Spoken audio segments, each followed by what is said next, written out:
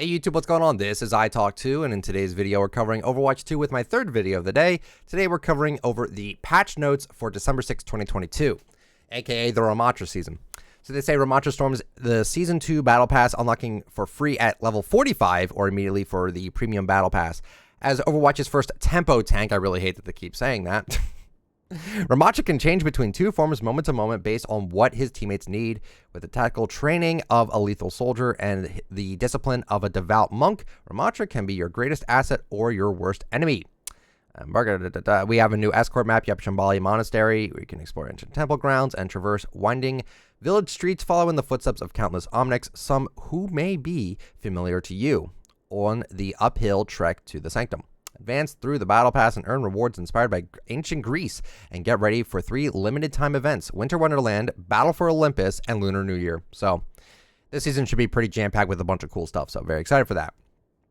Control game mode. We fixed a bug regarding overtime on control maps. However, that fix led to other bugs we had to resolve. Ultimately, this led to some anticlimactic gameplay results that we weren't happy with. After hearing player feedback, we've made the following change. Whenever a point is captured on control, the team losing control of the point counts as having contested the point for the purposes of overtime, even if they were not present. If Team A has 99% and Team B has current control of the point, but then Team A take back control of the point, overtime will automatically trigger and start to burn down unless Team B can touch again. At lower capture percentages, this change will have no impact on the game mode, as the new rule is only applied for the purposes of overtime. Okay, so it's like Nepal and like those maps like that with like the three stages and stuff. Team A is 99% team control. Okay, all right, interesting. We've added challenges for unlocking Junker Queen, Sojourn, and Kiriko. 70+ player icon rewards have been added to challenges with the release of Season 2. 70 player icon rewards. Okay.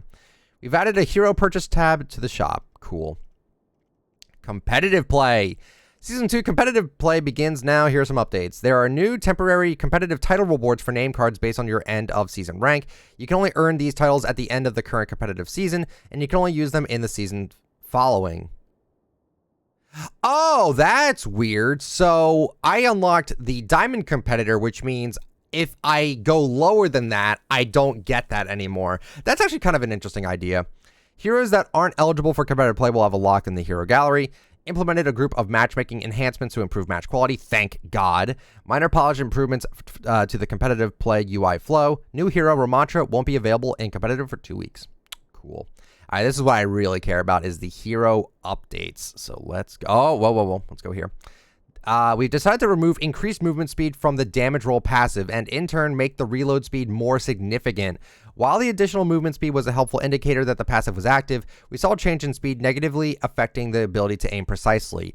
Honestly, probably a good idea to get rid of that. Reload speed bonus increased from 25 to 35%. That's kind of insane. Okay. Moving on. Ramatra has been added to the lineup. That's cool. We already know everything that he does. Fires a stream of projectiles in a fixed pattern. Creates a barrier on the targeted location. Transforms into Nemesis form, changing her attacks and gaining bonus armor. Primary punch forward, creating a wave of it. We already know all this. This is all just like stuff we already just know, so I'm not really going to go into this. I heard he was weak, though, so we'll have to wait and see. Now, this is... Okay, Doomfist. There are several changes here for Doomfist with the intent to increase his presence as a disruptive brawler-style tank. The buff to his passive ability will help him stay in the fight longer, especially when he's hitting multiple enemies with his abilities. The changes to Power Block and Meteor Strike are intended to increase the availability of Empowered Rocket Punch, which enables him to more easily disrupt enemies and impact multiple targets.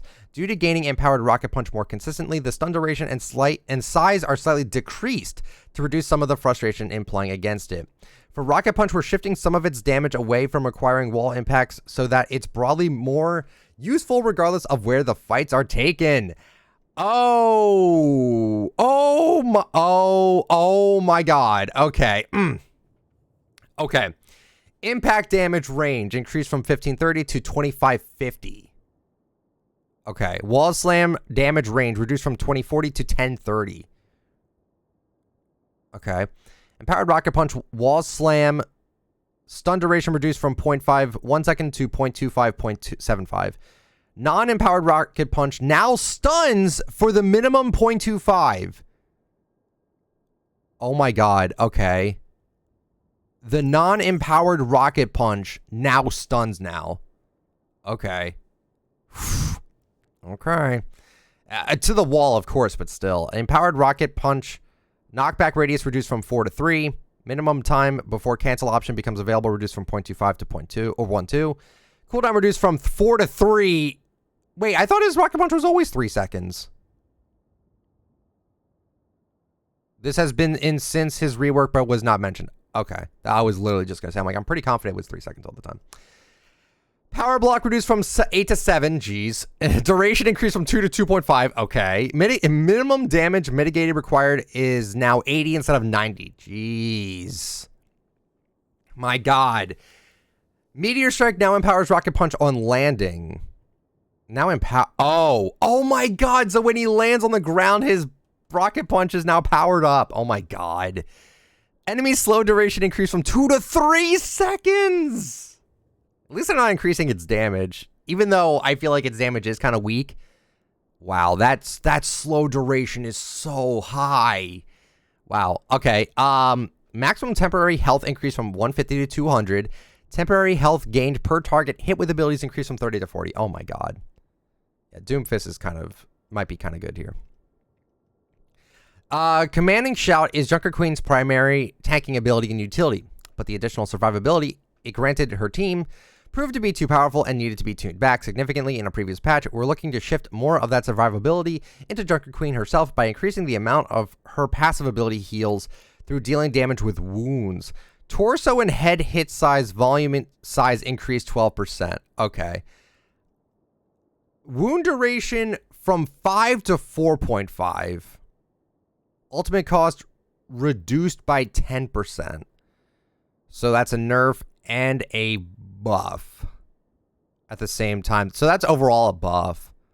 Okay. Cooldown reduced from 15 seconds to 14 seconds for Commanding Shout.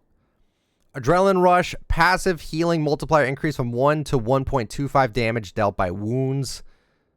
Okay. That's kind of significant to me. Somewhat. All right. And that's everything for tanks. Nothing to Roadhog. Great. Nothing to Roadhog. I think he needs a nerf.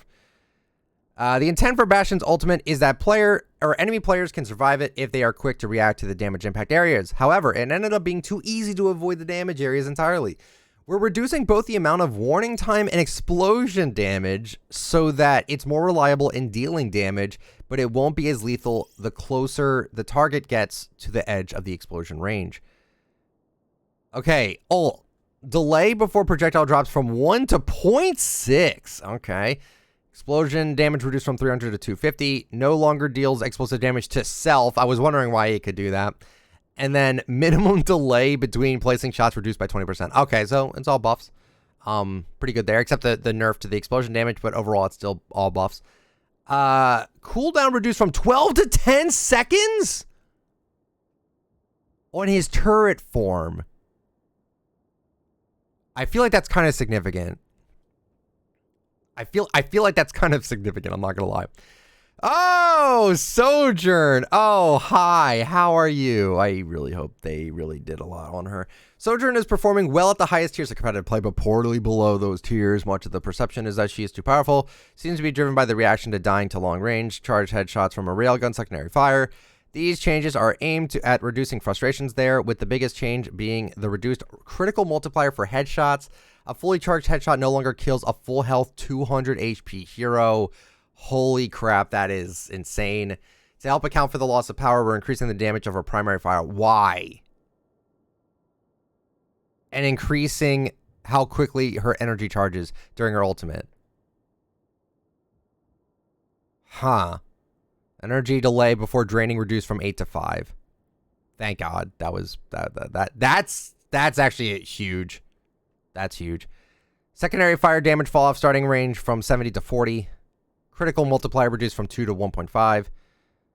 Now scales linearly with energy from 30 to 130. One energy converts to 1 damage. Okay. Primary fire damage projectile increase from 9 to 10. My god. That's still like really strong though. And then overclock energy charge rate increased by 20%. So overall it's mostly nerfs. Some buffs here. We'll see if that does anything. Symmetra. The changes to Symmetra's primary fire will make her gameplay faster by enabling her to charge the beam up to dangerous levels more quickly. It will also drain less lethal levels at an increased rate when not damaging a target. Wait, what? It'll also drain to less lethal levels at an increased rate. Okay. Oh, okay. So it's going to be faster. It goes down. Okay. We're reverting the adjustments to our ammo management because while it helped with matchups where there were no barriers, it lost something interesting to those interactions. Beam charge rate and decay rate increased by 20%. So she gets it 20% faster, but she loses it 20% faster. Got it. So that's, I guess that's like overall like net, it's like net neutral, I guess. Primary fire ammo consumption rate increased from 7 to 10 per second. Wow, that's a lot. Primary fire gains ammo from damaging barriers again. Okay. Okay. Sure. I mean, Ramatra's new. Everyone's going to be playing Ramatra, so Symmetra might be kind of meta for a bit. Maybe. Maybe. We'll have to wait and see. Tracer. We balanced Tracer's damage in a previous patch due to an undiscovered bug regarding her pulse pistol's fall-off damage. The bug is resolved, so we're reverting the damage. Damage increased from 5 to 6. Got it. Ana, my favorite character. What are you doing to her? Sleep Dart is still one of the most powerful crowd control abilities in 5v5, though with the addition of cleanse mechanics to offer a potential counter to this effect, we're more comfortable with reducing the cooldown. Oh. That's it? 15 to 14? I guess that's something, but like, that's it? I thought it was going to be like, I thought it'd be like 12. But 12 would be way too strong if it went back to 12. Sure. That's fine. Kiriko. The hit volume adjustment is to help address her arms sometimes blocking headshots in some of her animations. Kiriko feels balanced overall, but her ultimate could feel too frantic at times. We're reducing both the movement speed and cooldown rate boost it grants so that it's easier to aim during the effect for both allies. That's kind of good. As well as there being fewer abilities being thrown about. The rest of the changes are primarily for quality of life improvements. Arm hit volume, okay. Added an auto wall climb hero option. Oh, okay. Okay, Kitsune Rush. Ultimate cost increased by 10%, so it's longer to get. Movement speed reduced from 50 to 30, good. Cooldown rate reduced from 3 to 2 times faster. Okay. Protection Suzu, cast time reduced from 0.15 to 0.1. Sure. Kunai, ammo increased from 12 to 15. Ooh, okay. Swift step ability input can now be held to activate. Okay. Mercy. Let's see what we got for Mercy here. This is a change that will enable Mercy to better defend herself or even go on the offensive at times. In 5v5, these situations occur much more often. Weapon swap reduced from 0.5 to 0.35. Ammo increased from 20 to 25. I don't think that was her problem, but there are overall buffs, so I guess I can't really complain about it.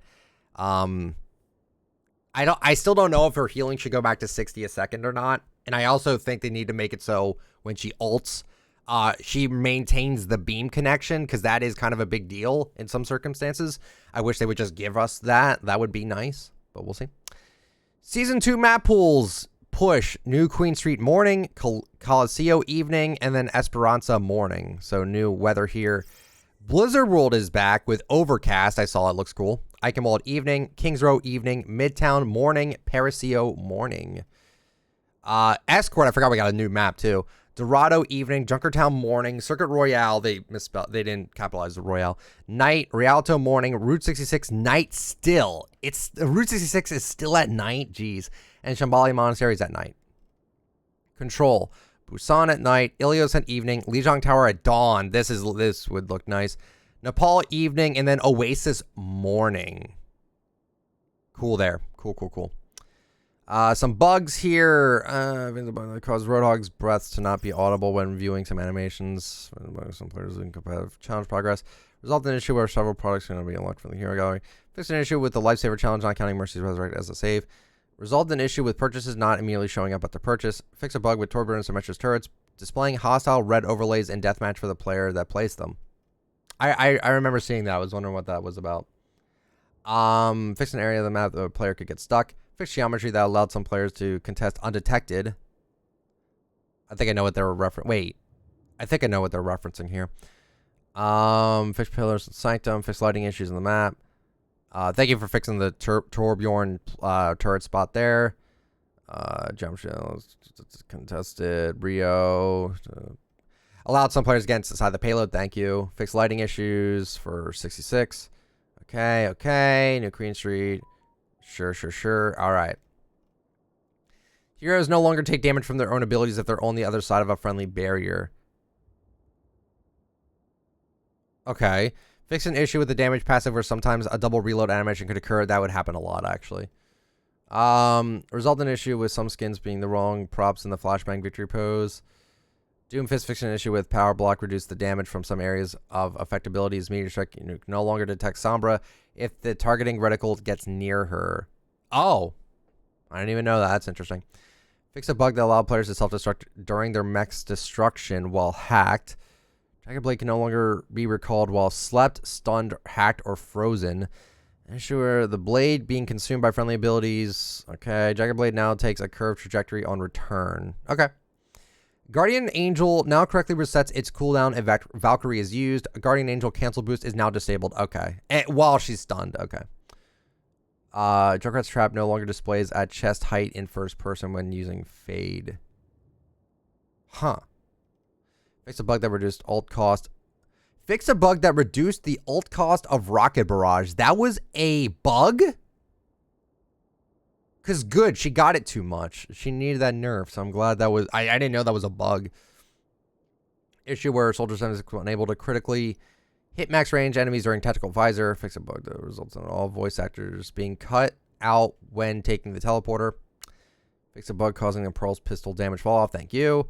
Result in issue with the werewolf skin and the, highlight intro turning Winston red. Glad they got that fixed. And then fix an issue with melee not correctly animating if used to cancel alternate fire. Guys, that is it for the patch notes for this update. I'm so excited to play Ramattra. I really wonder what the queue times are like for Ramattra. So that's it for the video today. I hope you guys enjoyed the video. If you did, let me know the like, comment down below what you think about these patch notes, and subscribe for daily, sometimes daily content. Have a good one, everyone. See ya.